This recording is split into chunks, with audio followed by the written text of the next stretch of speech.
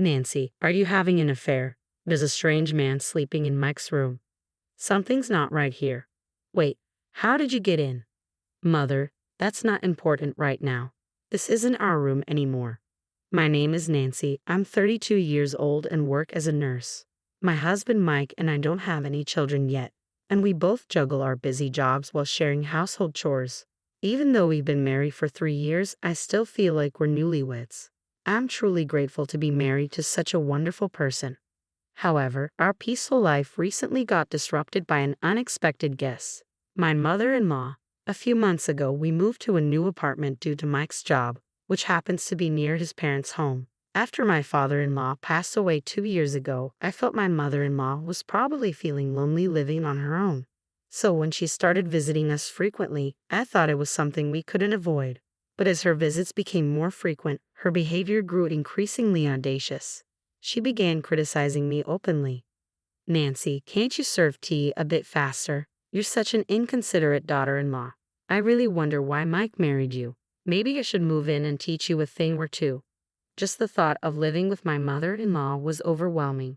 I couldn't stand it anymore and confided in Mike. He was surprised by how often she visited and scolded her on my behalf. Mom, I understand you're lonely, but you shouldn't take it out on Nancy. I was just trying to give her some advice. She doesn't need it. Above all, I don't want you to bother Nancy. My husband's stern words seemed to upset my mother-in-law, but I hoped it would make her reflect on her behavior. For a while, her visits stopped, but about a month later she started coming by again, always at the worst possible times. One morning, just before 9 a.m., loud knocking echoed from the front door, reaching all the way to our bedroom. I had just returned from a night shift and was eager to get some sleep. As I was about to head to bed, I heard a persistent knocking at the door. Peeking through the peephole, I saw my mother-in-law's face. Nancy, I know you're in there. Open up. Worried something might have happened, I quickly opened the door. She immediately complained about me being slow. Is there something you needed? I asked, trying to keep my patience. Do I need a reason to visit my son's place? She retorted. Well, I just got back from a night shift and need to rest before going out again this evening, I explained. She dismissed my concerns. What's a night shift? Just out having fun all night. That's not true, I replied. I work as a nurse at the hospital. Don't lie, she snapped. How could you let my son work alone while you're doing such a job? You're the worst. I'm working hard too, I said, struggling to stay calm. I really need to sleep now or it'll affect my job. That doesn't matter. I need to see if you're taking care of the house properly, she insisted as she pushed her way inside. She marched into the living room, sat down on the sofa, and demanded tea and snacks. Reluctantly, I prepared them for her, but she stayed for quite some time. She even had me prepare lunch for her, staying until my husband came home in the evening. I didn't get any sleep and had to go to work right afterward. She only left because my husband came home as scheduled. I worried that if he had been late, she might have stayed longer, possibly even preventing me from making my night shift. The thought of it made me shudder. Despite my husband's attempts to address the issue, my mother-in-law's visits continued. She would show up every few days, always targeting my night shift days, which left me suffering from chronic sleep deprivation and deteriorating health. I felt guilty asking my husband to come home early, but we were both puzzled by her behavior. We decided to confront her directly. On one of my night shift days, my husband took the day off to wait for her at home. As expected, she arrived and began banging loudly on the door. Nancy, open up. Are you out wasting your time again? You're such a careless wife. My husband, exasperated by her loud knocking and shouting, finally opened the door. Why did it take so long? Were you sleeping? Mike, why are you home at this time? Aren't you supposed to be at work? I took the day off today, Mother, he said. Have you been bothering Nancy like this every time she works a night shift? I only came because I believe Nancy is living so carelessly. I thought I should teach her a lesson, my mother-in-law said. How many times have we told you that Nancy works night shifts? She's probably lying. She's definitely out messing around. Enough. Nancy is working diligently. Do you want to confirm with the hospital? No, that won't be necessary. Then stop bothering Nancy early in the morning. Do you want to continue this and risk breaking ties with us? Why are you saying such cruel things? Because you're causing us distress. To be clear, if you come here again, we will cut all ties with you. Think about it. My husband's stern warning seemed to have hit her hard. She looked pale during the conversation. Indeed, after that, she never visited on my night shift days again. Finally, I could sleep peacefully, my health improved, and I was able to focus better on work. However, my mother-in-law, who should have been chastised by my husband, caused another problem about a month later.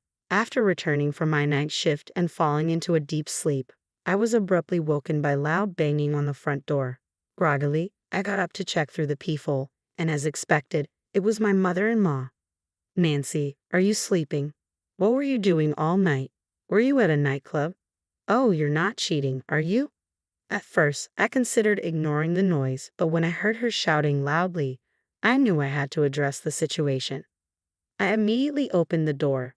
"Mother, please don't make assumptions without knowing the whole truth."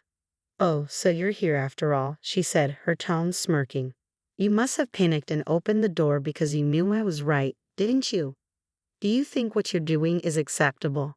I replied, "Have you forgotten that Mike said if this happened again, we would cut ties with you?" At my words, my mother-in-law just smirked. "There's no way Mike would do that.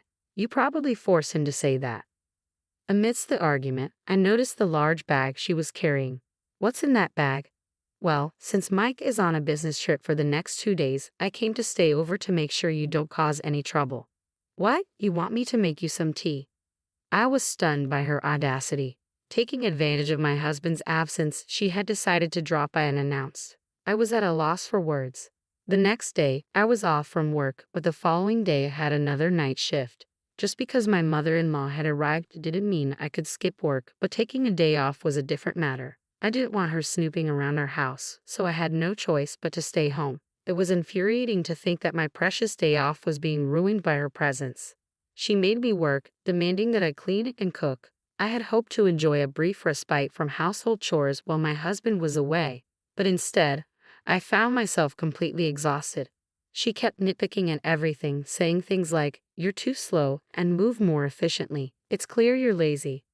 "Since Mike isn't coming home today, I'll be strict with you," she declared, clearly relishing her role as my supervisor.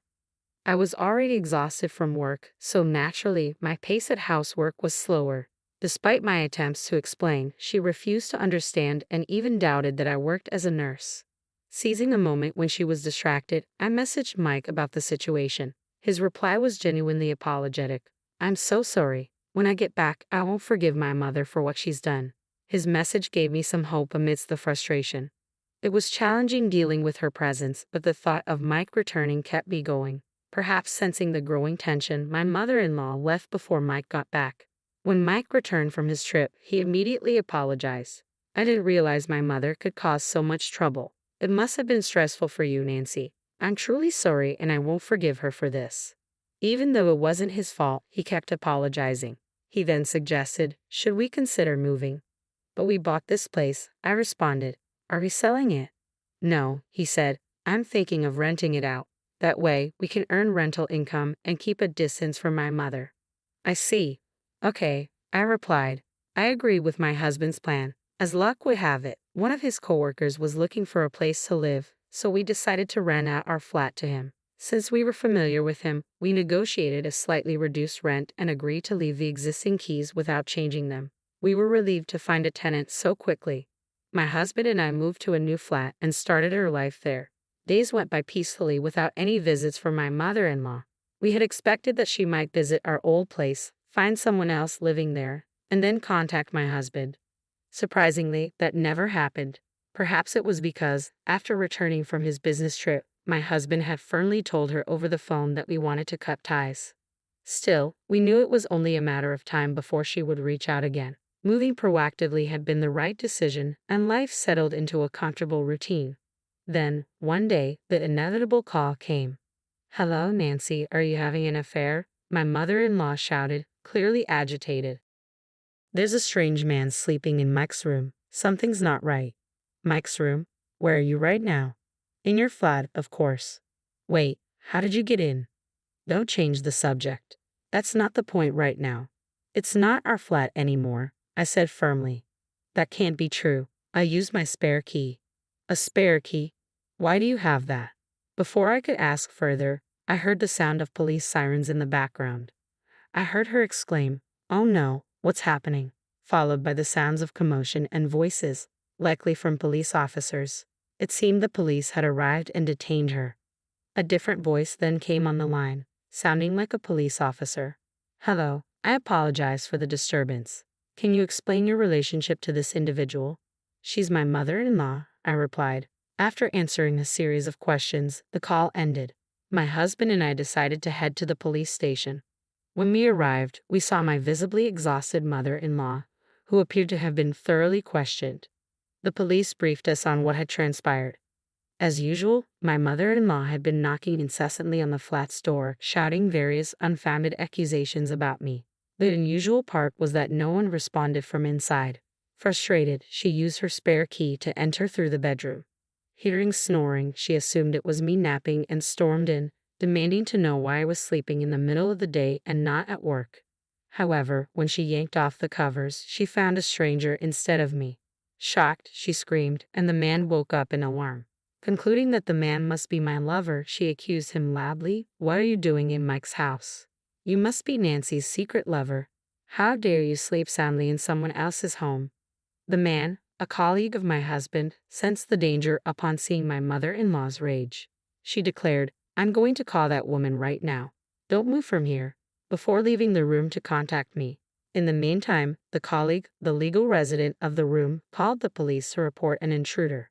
It was terrifying for anyone to be suddenly awakened by loud shouting and have their bedding pulled off, only to be yelled at by an unfamiliar, angry woman. The police arrived and detained my mother-in-law. My husband immediately apologized to the colleague who had known about our issues with my mother-in-law and seemed to recall the connection when she was arrested. The suddenness of the intrusion had clearly overwhelmed and confused him. Neither my husband nor I knew she had made an unauthorized copy of the key, and we hadn't informed the colleague. My husband was furious, as this incident had tarnished his impression with the colleague.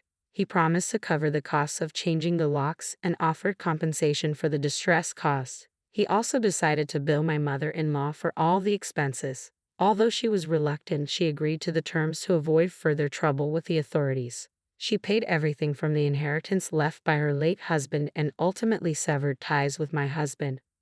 There's perhaps no more fitting end to a mother-in-law's torment of her daughter-in-law than this. From then on, my husband and I finally reclaimed our peaceful daily lives. The reduced stress may have contributed to my becoming pregnant, and I safely gave birth. Now, as a family of 3, we spend